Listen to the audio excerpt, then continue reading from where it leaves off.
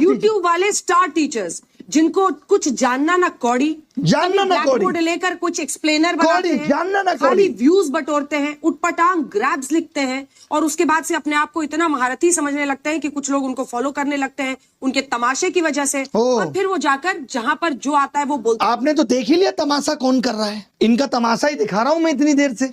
नमस्कार। आज तक की स्टार एंकर रंजना ओम कश्यप ने ऑनलाइन यूट्यूब टीचरों के खिलाफ 2 कौड़ी का ये शब्द इस्तेमाल किया तो इस पर बवाल मचना ही था। ऑनलाइन यूट्यूब टीचरों ने भी जमकर जवाब दिया और रंजना ओम कश्यप समेत जितने भी टीवी एंकर हैं सबकी धज्जियां उड़ा दी। खास बात यह है, दुखद यह है कि एक तरफ टीवी मीडिया, देश की मेन स्ट्रीम मीडिया आज सरकारों से सवाल नहीं पूछती और जब यूट्यूब टीचर सवाल पूछते हैं सरकार से तो उन्हें 2 कौड़ी का कहा जाता है। रंजना ओम कश्यप के खिलाफ इन टीचर्स को सुनिए और समझिए कि आखिर इनको मेन स्ट्रीम मीडिया क्यों निशाना बना रहा है। कहती है कि टीचर सबको कुछ आता जाता नहीं है। अच्छा तो तुम ही पढ़ाओ, हम लोग पढ़ने आ रहे हैं। पढ़ाओ पढ़ाओ कि 2000 के नोट में चिप लगा हुआ है। पढ़ाओ पढ़ाओ कि कैसे तलवे चाटे जाते हैं, हम लोग भी आके सीखेंगे। शिक्षक तो कह रही है कि इनको कुछ नहीं आता है। अरे कोई शिक्षक तलवे नहीं चाटता है।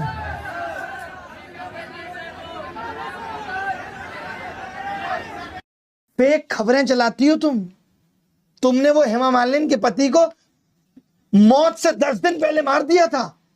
वो महिला हो तुम जो हमें कह रही हो कि हमें 2 कौड़ी का ज्ञान नहीं है। यूट्यूब वाले स्टार टीचर्स जिनको कुछ जानना ना कौड़ी, जानना ना कौड़ी, बोर्ड लेकर कुछ एक्सप्लेनर बनाते हैं, जानना ना खाली व्यूज बटोरते हैं, उटपटांग ग्रैब्स लिखते हैं और उसके बाद से अपने आप को इतना महारथी समझने लगते हैं कि कुछ लोग उनको फॉलो करने लगते हैं उनके तमाशे की वजह से, और फिर वो जाकर जहां पर जो आता है वो बोलते। आपने तो देख ही लिया तमाशा कौन कर रहा है। इनका तमाशा ही दिखा रहा हूं मैं इतनी देर से। अब सबसे पहले जब ये विद्रोह होगा ना, रिवॉल्यूशन, तो सबसे पहले इनको उखाड़ के फेंकना है। ये लोग जिम्मेदार हैं देश की बर्बादी के लिए और सरकार के मनोबल को बढ़ाने के लिए। इन्होंने भगवान बना दिया देश के सत्ताधारी लोगों को। ये देखो कैसे बेइज्जती करा के आई थी। चित्रा देख रही थी लाइव बेइज्जती। अंदर घुसेंगी, देखिए। स्नेहा दुबे वही अधिकारी, स्नेहा दुबे जिसको पूरे देश ने इतने गर्व के साथ सुना है। मुझे पता है आप ऑन रिकॉर्ड बात नहीं करना चाहेंगी, पर अगर आप बताएं, क्योंकि पूरा हिंदुस्तान आज आपको सुनना चाह रहा है। यही हमारे बारे में कह रही थी, झूठे शिक्षक। आपके लिए शायद रूटीन काम है, बट बहुत बड़ी चीज है ये। देखिए, वाह वाह। हम लोग जो हमें बोलना था हमने ऑलरेडी बोल दिया। प्लीज रास्ता दिखा दिया, निकलो यहाँ जो ऑफिशियली जो स्टेटमेंट तैयार होता है वो बात आपने वहां पर कह दी अपनी तरफ से। Thank you. चलिए तो चलिए, बोलना चाहिए था हमरा बेइज्जती हो गया रे। और ऊपर से क्या लिखा, एक्सक्लूसिव। एक्सक्लूसिव के आगे बेइज्जती भी तो लगाना था, क्योंकि एक्सक्लूसिवली हुई है आपकी। और तुम क्या कह रही हो, 2 कौड़ी का ज्ञान।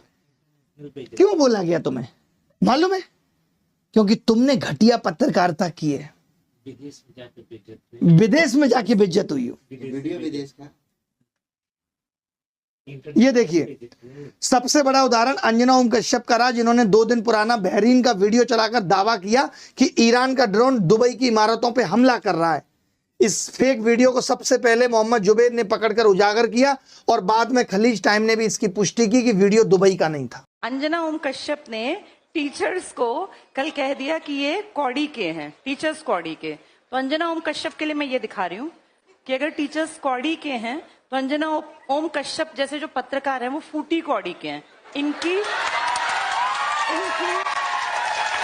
कोई रिस्पेक्ट नहीं है और सबसे छोटी इकाई थी कौड़ी। तो अंजना ओम कश्यप ने टीचर्स को कौड़ी का बनाया। कारण, टीचर्स की बातें ज्यादा वायरल होती हैं बजाय न्यूज चैनल्स के। और क्या कहा उन्होंने कि टीचर्स वैसे ही आ जाते हैं, कुछ भी बोल देते हैं। तो बेटा मैं तुम्हें बता दूं, अगर कोई टीचर आके किसी सोशल मीडिया के प्लेटफॉर्म पे बोलता है, मैं एक टीचर हूं, मैं 100% श्योर हूं, कोई टीचर बिना किसी भी जानकारी के एकदम आके नहीं बोलता।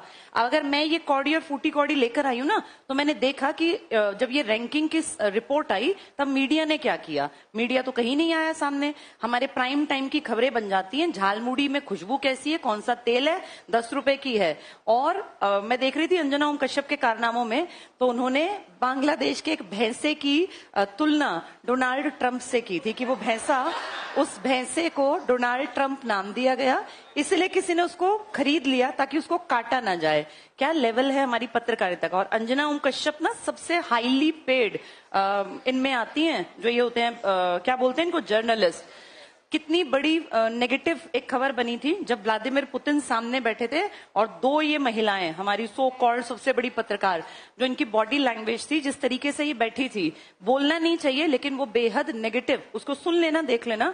ये कहा गया था कि कम से कम जब सामने इतने बड़े पद का आदमी बैठा हो, दुनिया में रशिया कितनी बड़ी कंट्री है, और उसके सामने जब तुम बैठी हो, उसकी पोजीशन देखो बैठने की और अपना तरीका देखो। ये कोई नॉर्मल लीडर नहीं था कि मुंह उठा के उसके सामने बैठ गई हैं, जिनको बैठने तक की इतनी समझ नहीं है कि वर्ल्ड लेवल के लीडर के सामने बैठा कैसे जाता है।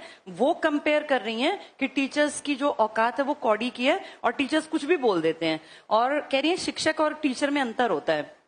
फिर कह रही हैं कि स्कूल कॉलेज में बच्चे नहीं जाते, वो कहते हैं कोचिंग की तरफ चलो। तो भाई तुम स्कूलों में जो कमियां हैं उन पे काम क्यों नहीं करवाते? सरकार तुम्हारी अगर सुनती है, क्या हम सब नहीं जानते स्कूलों में टीचर्स की भर्ती नहीं होती? कितने स्कूल हैं जो 10वीं के बाद साइंस स्ट्रीम पढ़ाते ही नहीं है। गांव का कोई लड़का लड़की पढ़ना भी चाहे ना तो वहां स्ट्रीम ही नहीं है, उसके लिए शहर जाना पड़ेगा, इतना किराया कौन देगा? बेटियों की सेफ्टी सिक्योरिटी भी तो मैटर करती है। वो न्यूज कभी नहीं बनेगी। ये न्यूज बनेगी कि झालमुड़ी में सरसों के तेल की भीनी खुशबू आती है और मेलोडी कितनी चॉकलेटी है, 1983 में बननी स्टार्ट हुई। ये हमारा स्तर है बेटा। इसलिए अंजना ओम कश्यप जैसे लोगों को डिग्रेड होके उन्होंने देश का भी बंटाधार कर दिया। और मुझे ऐसा लगता है कि जब मेन मीडिया अपना काम छोड़ दे तब टीचर्स और स्टूडेंट्स, क्योंकि बेटा ताकत है टीचर्स और स्टूडेंट्स, जब स्टूडेंट्स को उन्होंने ये कहा बेरोजगारों को कि ये कॉकरोच हैं, तो देखो सब टीचर्स ने इसके खिलाफ आवाज उठाई और कितनी जल्दी ये न्यूज वायरल हो गई, कितनी मिलियंस में। इतनी बातें इन मीडिया वालों की नहीं चलती जितनी अब स्टूडेंट्स अगर चाहें तो टीचर्स को। और तुम्हें क्या लगता है बच्चे पागल हैं? जैसे मीडिया सोचती है बच्चे पागल हैं, कोई पागल नहीं है बेटा। आज के टाइम में हर चीज के ऑप्शंस अवेलेबल हैं, अगर किसी में दम है तो वो चलेगा। अब क्योंकि इस पीढ़ी के टीचर्स दमदार हैं, उनके बात करने का तरीका ऐसा है कि बच्चों तक वो बात पहुंचती है, वो कहीं ना कहीं किसी के दिल पे लगती है, वो आम आदमी के मन को छूती है, तो वो ज्यादा देखते हैं। ज्यादा वायरल का मतलब होता है शेयरिंग ज्यादा, तभी तो चीजें वायरल होती हैं। किसी को अगर वो बातें अच्छी लग रही हैं तो उनको ये बात बुरी लगने लग गई कि टीचर्स आजकल करते क्या है कि बस अपना पैसा छाप रहे हैं। और टीचर्स उनको वो अच्छे लगते थे जो टूटी साइकिल पे चलते थे। जब टीचर्स पैसा कमाने लग गए, हक की बात करने लग गए, बराबरी की बात करने लग गए, या बच्चों के मुद्दों को सीजेआई की गलती भी पकड़ने लग गए, तो टीचर्स खराब हो गए। तो ये हमें देखना पड़ेगा हमको, जो हम टीचर्स और स्टूडेंट्स हैं, कि अब जब राजनीति अपने सबसे खराब एक उस पर आ गई है ना कि भाई कुछ भी हो रहा है, किसी को फर्क ही नहीं पड़ रहा। पेपर लीक हुआ एक बार तो क्या संभल नहीं जाना चाहिए? बार बार गलती, बार बार गलती। 12वीं के उस बच्चे ने अपना पेपर रीचेकिंग के लिए भेजा तो उसमें गलती। यानी ना तो स्कूल में बच्चे सेफ रह गए, ना कॉलेजेस के एग्जाम्स में बच्चे सेफ फील करते। कॉम्पिटिटिव वर्ल्ड का तो बिल्कुल बंटाधार करा रखा है, नीट की हालत, बाकी एग्जाम्स की हालत। तो इस पूरे टाइम में अब ये भी कह रहे हैं कि अब एक ऑप्शन ये भी बता रहे हैं ना कि हमारी फौज जो है वो पेपर में, ये हालत है कि पेपर लीक करने से बचाने के लिए भारतीय फौज तैनात की जाएगी। जब इस खबर को विदेशी सुनेंगे तो हमारे ऊपर हंसेंगे वो कि हमारे देश में इतना भ्रष्टाचार है कि नीचे के लेवल के लोग तो उसको रोक ही नहीं पा रहे, और ना ही कोई यहाँ इस्तीफा देता, ना ही कोई जिम्मेदारी लेता। डेमोक्रेसी में एक चीज होती है कलेक्टिव रिस्पॉन्सिबिलिटी, मैंने तुम्हें कितनी बार पढ़ाया, सामूहिक उत्तरदायित्व। यहाँ एक की गलती सबकी गलती मानी जानी चाहिए। और अगर किसी बड़े मंत्री के अंडर आने वाले डिपार्टमेंट्स में गड़बड़ हो रही है, चाहे वो शिक्षा मंत्री हो या रोजगार का डिपार्टमेंट देखते हो, उनकी जवाबदेही है वो फेस करें कैमरास को और बताएं कि ऐसा क्यों हो रहा है। किसी एक आदमी का बयान नहीं आया नीट के ऊपर, किसी आदमी ने कुछ नहीं कहा, बस अपना कुछ भी मेन काम कहाँ कर रहे हैं, अपनी वीडियोस बनाने पर, फालतू की चीजों को प्रमोट करने पर। जबकि 2026 का सबसे बड़ा मुद्दा है महंगाई लगातार बढ़ना, पेट्रोल की कीमतें लगातार बढ़ रही हैं। पेट्रोल सिर्फ पेट्रोल नहीं है, हर चीज महंगी होगी जब पेट्रोल महंगा होगा। इंडिया के रुपए और अमेरिका के डॉलर में देखा है कितना बड़ा गैप आता जा रहा है। इस पे कोई बात नहीं कर रहा, बात फालतू की करेंगे। तो बेटा अब हम लोगों को ना जागरूक होना पड़ेगा और जहां जो जरूरत पड़े उस मुद्दे को बिल्कुल बिल्कुल बिल्कुल शेयर करना चाहिए, बात करनी चाहिए। पेपर अगर लीक होते हैं, किसी एमएलए, एमपी, सीएम, राज्यपाल को फर्क नहीं पड़ता। ये फर्क पड़ेगा सिर्फ और सिर्फ तुम जैसे स्टूडेंट्स को या हम जैसे टीचर्स को। पेपर लीक होना नेगेटिव है, क्योंकि इससे सही मेहनत करने वाला बच्चा अपनी पोजीशन को कभी हासिल ही नहीं कर पाएगा। हमारे देश के जो घटिया न्यूज चैनल्स हैं, मैं वो न्यूज चैनल्स पहली बात तो देखता नहीं, उनके ऊपर जो घटिया न्यूज एंकर्स हैं, एंकर्स भी क्या कहूं, जोकर्स हैं, उनकी बातों का मैं कभी बुरा नहीं मानता। जोकर्स हैं, सर्कस कर रहे हैं, करने दो, क्या ही बुरा मानना। लेकिन उन घटिया एंकर्स में से एक एंकर ने इस बार एक ऐसी बात कर दी है टीचर्स को लेकर, और क्योंकि मैं भी एक टीचर हूं तो इसका जवाब देना बहुत ज्यादा जरूरी हो गया है। तो पहले एक बार देख लेते हैं कि मैडम ने कहा क्या। ठीक है, आइए। स्टार टीचर्स, यूट्यूब वाले स्टार टीचर्स जिनको कुछ जानना ना कौड़ी। मैडम कहती है स्टार टीचर्स, यूट्यूब वाले स्टार टीचर्स जिनको कुछ जानना ना कौड़ी। ये वो मैडम है जो अपने न्यूज चैनल के ऊपर बिना टेलीप्रॉम्प्टर के पढ़े एक बात नहीं कर सकती हैं, और टेलीप्रॉम्प्टर पढ़ के भी कोई न्यूज नहीं सही से बता सकती हैं। देखिए जरा क्लिप ये वाली। इस बीच बड़ी खबर आपको ये भी बता दें, पहले खबर आई थी कि 18 पुलिसकर्मी घायल हुए हैं, लेकिन अब कुल मिलाकर 83 यानी 45 पुलिसकर्मी प्लस 18 83 पुलिसकर्मी 63 पुलिसकर्मी अलग अलग जगहों पर घायल हुए हैं। ये है मैडम का ज्ञान। और नहीं, ये वाली क्लिप भी देखिए। लेकिन यहाँ आपको ये बात पता होनी चाहिए कि अमेरिका भारत पर जितना टैरिफ बढ़ाएगा उतनी ही महंगाई अमेरिका में बढ़ेगी। असल में ये टैरिफ भारत को नहीं बल्कि अमेरिका में भारत का सामान खरीदने वाले लोगों को चुकाना होगा।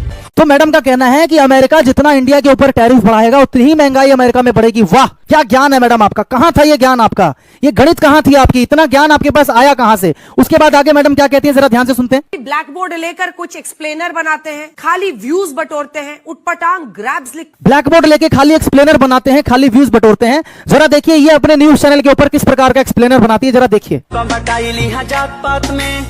मतलब ये वो घटिया न्यूज एंकर्स हैं, ये वो घटिया न्यूज चैनल्स हैं जो अगर अपने चैनल के ऊपर हिंदू मुस्लिम जातिवाद अगर ना करें तो इनके चैनल को देखने के लिए कोई कुत्ता बिल्ली भी ना जाए। ये इतने घटिया लेवल के एंकर्स हैं, इतने घटिया लेवल के न्यूज चैनल्स हैं जिन्होंने पूरे देश के अंदर जाति के नाम पर, धर्म के नाम पर लोगों को लड़वा रखा है। ये लोग ज्ञान दे रहे हैं कि टीचर के पास में कोई ज्ञान नहीं है। आगे देखिए मैडम क्या बोलती हैं। और उसके बाद से अपने आप को इतना महारथी समझने लगते हैं कि कुछ लोग उनको फॉलो करने लगते हैं उनके तमाशे की वजह से। मैडम कहती है कि कुछ लोग उनको फॉलो करने लगते हैं उनके तमाशे की वजह से। अरे नौटंकीबाज तुमसे बड़ा कौन होगा।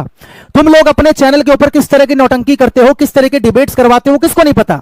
अब सबसे पहले आप ये देखिए कि एक देश के अंदर किसी भी मीडिया हाउस की जो फंडामेंटल ड्यूटीज होती है वो क्या होती हैं, जो आप देख सकते हैं अपनी स्क्रीन के ऊपर। तो पहली ड्यूटी है इन्फॉर्म द पब्लिक, यानी कि देश के अंदर जो कुछ भी चल रहा है, सरकार की जो पॉलिसीज है, जो स्कीम्स हैं, उससे देश की जनता को अवगत कराना, उसकी जानकारी देश की जनता को देना। और किस प्रकार की जानकारी ये देते हैं ये आप भी जानते हो, मैं भी जानता हूं, इसको मुझे बताने की जरूरत नहीं है। अगला काम होता है इनका एजुकेट द सोसाइटी, और किस तरीके से लोग एजुकेट करते हैं हमारी सोसाइटी को वो हम भी जानते हैं, आप भी जानते हो।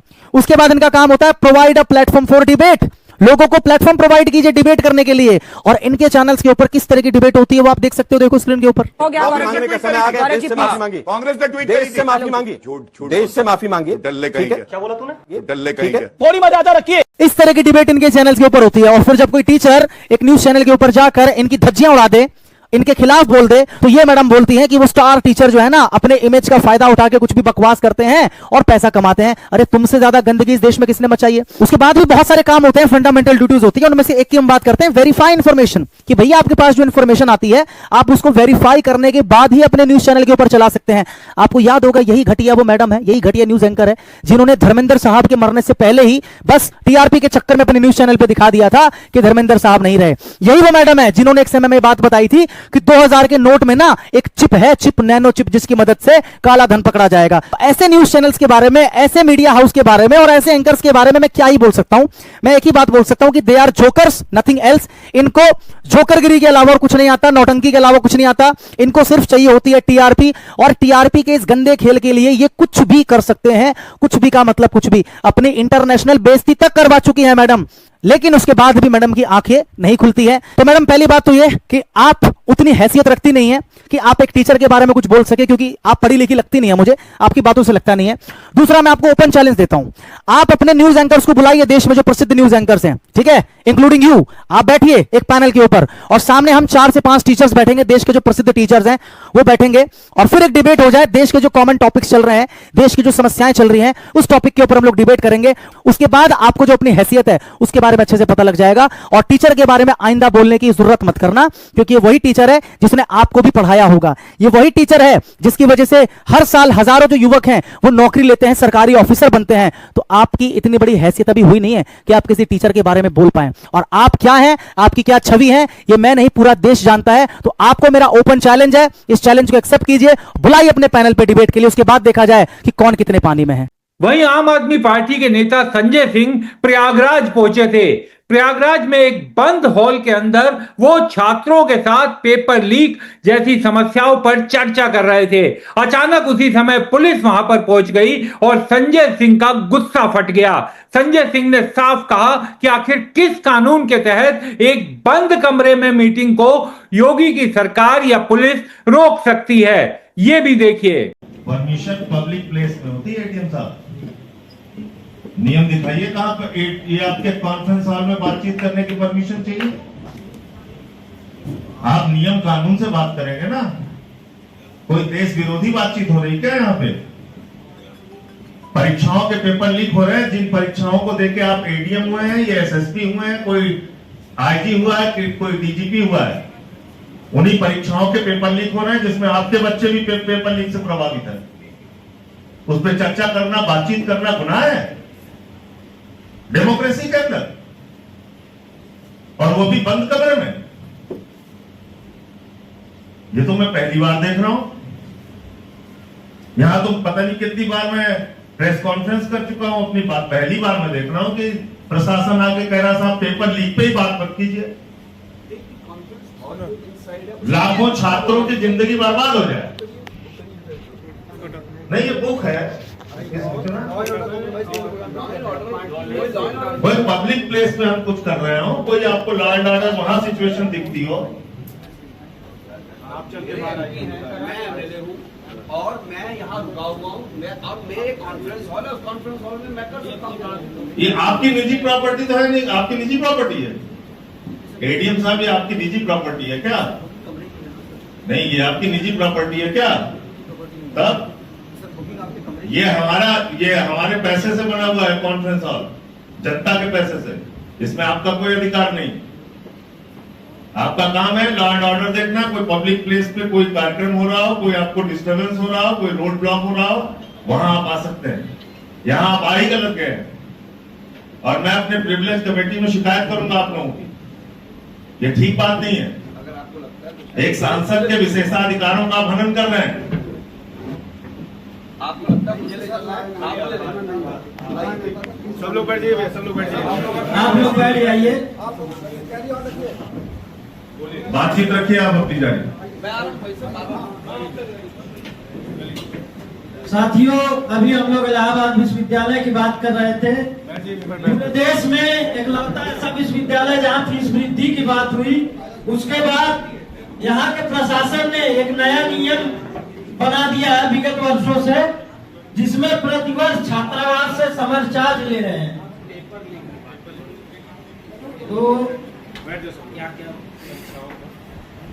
तो उसमें जो है समर चार्ज की अवैध वसूली हो रही है। माननीय सांसद जी से हम निवेदन करेंगे कि विश्वविद्यालय हो या कहीं पर भी कोई भी छात्र हो जिसके ऊपर कोई भी समस्या आ रही है, तो माननीय सांसद जी और आम आदमी पार्टी के राष्ट्रीय संयोजक अरविंद केजरीवाल ने इस मामले में प्रधानमंत्री नरेंद्र मोदी पर तीखा हमला बोला है। उन्होंने साफ कहा कि कौन कौन ये सोचता है कि देश को एक पढ़े लिखे प्रधानमंत्री की जरूरत है।